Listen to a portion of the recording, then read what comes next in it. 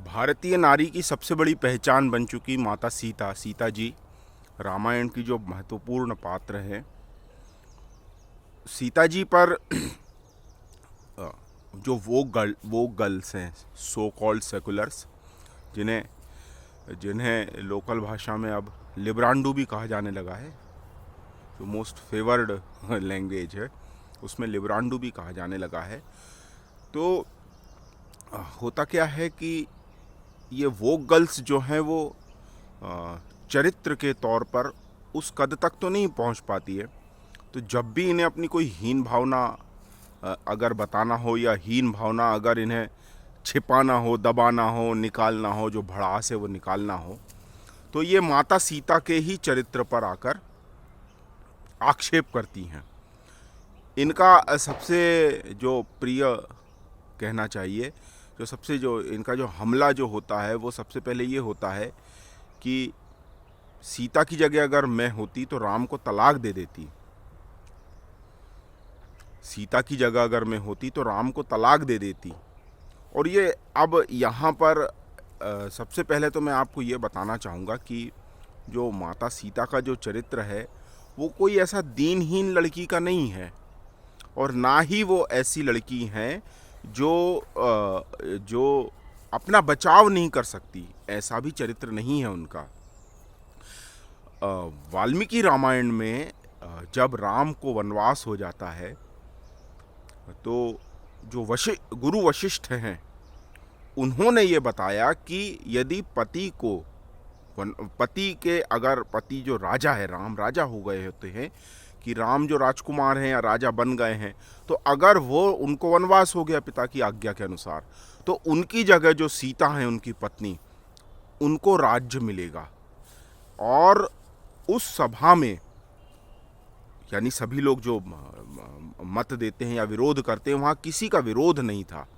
सभी लोगों ने स्वीकार कर लिया था कि अगर राम जो हैं राजकुमार हैं या राज्याभिषेक हो गया है या होने वाला है, उनकी अनुपस्थिति में राजा दशरथ के बाद यदि कोई वारिस होगा या गद्दी संभालेगा या जो इसका योग्यता रखता है, तो वो सीता जो उनकी पत्नी है वो होगी।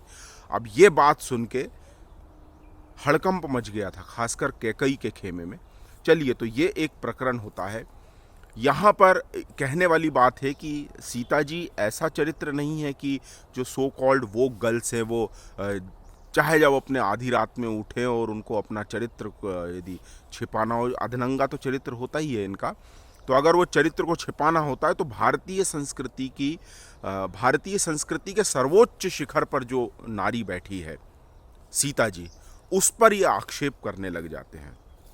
अब एक जगह और अच्छा, यहाँ पर यह भी बताया जाता है कि सीता जी को छोड़ दिया गया, सीता जी को राम के द्वारा कष्ट दिया गया, ये गलत है, ये गलत बात है। सबसे पहली बात तो जो स्त्री राज्य की उत्तराधिकारी है, उसके पति के जंगल वन गमन का जब हो चुका था कि वन गमन जाएंगे राजा राम, राजकुमार राम जो उत्तराधिकारी हैं अयोध्या के, उनकी जगह माता सीता बैठेंगी। सीता जी जो राजकुमारी हैं या रानी है, इतने बड़े राज्य से आई थी वो। अब जब आप सोचिए कि उनका प्रस्ताव हो गया है और वो उस प्रस्ताव को मान सकती थी, लेकिन उन्होंने उस प्रस्ताव को नहीं माना। बोले ये राज्य का मैं क्या करूंगी, ये बिल्कुल निश्चित बात है, ये कोई कपोल काल्पनिक नहीं है। उन्होंने ये कहा कि मैं इस राज्य का क्या करूंगी, जब राम ही मेरे जो स्वामी हैं वही जंगल जा रहे हैं, वन गमन जा रहे हैं, तो मैं इस राज्य का क्या करूंगी। उन्होंने निर्णय लिया है। ऐसा वो चरित्र नहीं है कि वो गर्ल्स उठे और उनके चरित्र को हनन करे। उनका पात्र इस चरित्र के हनन को ही नकारता है, वही जवाब दे रहा है। यहाँ पर एक चीज और बताई जाती है कि जब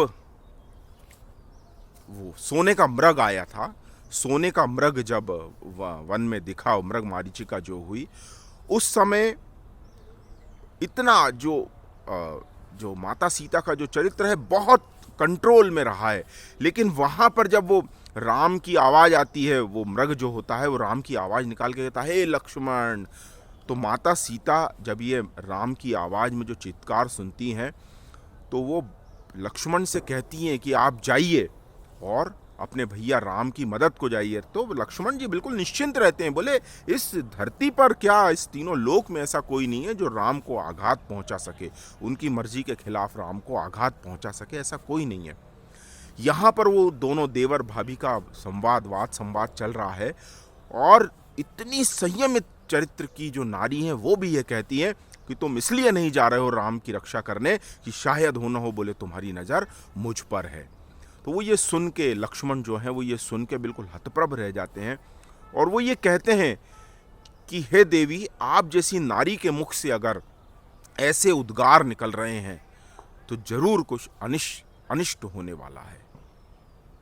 ये चरित्र है उनका। ऐसा नहीं है कि वो देवी जैसी हैं, या ऐसा भी नहीं है कि वो देवी तो हैं, देवी तुल्य हैं, लेकिन वो जो इस लोक में जो नारी है, जो मनुष्य है, मनुष्य के जो सारे भाग हैं वो सारे उन्होंने भोगे हैं। और ऐसा भी चरित्र नहीं है कि कोई वो गर्ल्स उठे और उस पर आधी रात को हमला कर दे। तो ठीक है दोस्तों, मैं नारायण हरणे, आप ज़रूर मुझे सपोर्ट करें 9200114611 पर। Thank you very much.